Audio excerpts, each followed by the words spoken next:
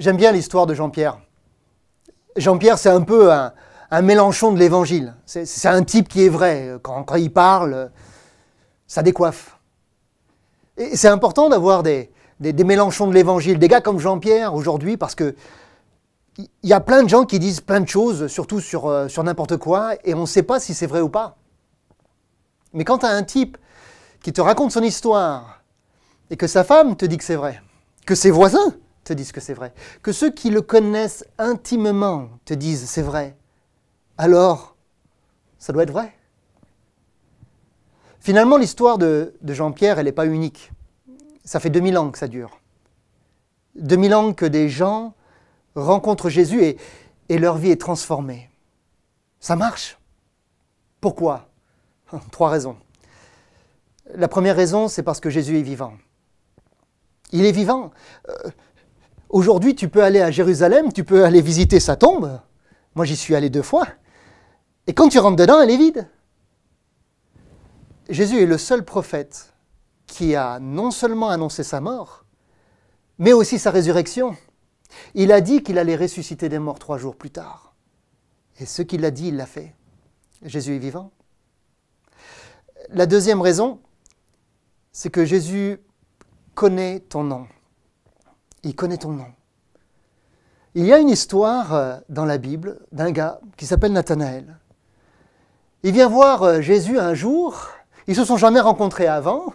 Et pendant que Jésus discutait avec un autre disciple, il regarde Nathanaël et il lui dit « Voici en Israël un homme en qui il n'y a aucune faute. » Nathanaël est troublé. Il dit à Jésus « Mais d'où me connais-tu » Et Jésus lui dit « Alors que tu étais encore sous l'arbre, en train de méditer, je t'ai vu. » Du coup, il répond « Mais tu dois sûrement être le roi d'Israël. » Et Jésus lui dit « Parce que je t'ai dit que je t'ai vu, tu crois. Mais moi, je te dis que tu verras encore de plus belles choses. » Jésus te connaît. Il connaît ton prénom. C'est flippant, quelque part, de se dire qu'il y a quelqu'un qui te voit et qui te connaît. Et comme Nathanaël était sous son arbre, il ne pensait pas que quelqu'un le voyait, ben Jésus te voit là où tu es. Dans le bus, peut-être avec tes écouteurs. Sur ton lit, avec ta tablette. Jésus te voit là devant l'écran de ton PC. Et il te dit, je te connais. Combien de personnes te connaissent ? Je veux dire, vraiment. Lui, il te connaît. Et il ne te juge pas. Ça, c'est la deuxième raison. La troisième raison pour laquelle ça marche, c'est parce que Jésus t'invite à le suivre. Comme il l'a dit à Jean-Pierre, suis-moi. Comme il a dit à Nathanaël, suis-moi. Jésus t'invite tout simplement à le suivre. Alors, peut-être tu me diras, mais si je le suis, ça va être encore plus compliqué. Parce que ma vie, déjà, aujourd'hui, c'est compliqué. Il faut que je me lève le matin, il faut que j'aille à l'école, il faut que j'aille au travail. C'est la crise. Si je devais suivre ce Jésus, ça va être encore plus long comme chemin. Pourtant, Jésus dit, « Venez à moi, vous tous qui êtes fatigués, et je vous donnerai du repos. » Est-ce que tu es fatigué ? Est-ce que tu as besoin de repos ? La route avec Jésus, c'est une route qui est plus facile, parce qu'on l'a fait à 2.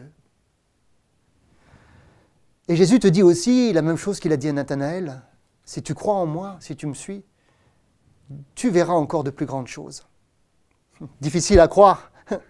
Là, sur ton lit, en te disant, mais moi, ma vie, elle est là, et elle rime quelque part peut-être à rien, et j'ai peut-être envie de mettre un point, et Jésus te dit, ne mets pas un point où moi je vais mettre une virgule. Et Jésus t'invite à faire ce bout de chemin avec lui. Du coup, la question pour toi, c'est qu'est-ce qu'on fait maintenant ?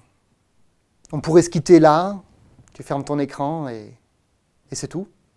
Ou alors tu te dis, j'ai envie d'en savoir plus. J'ai envie de vivre la même chose que ce que Jean-Pierre a vécu, que ce que Nathanaël a vécu.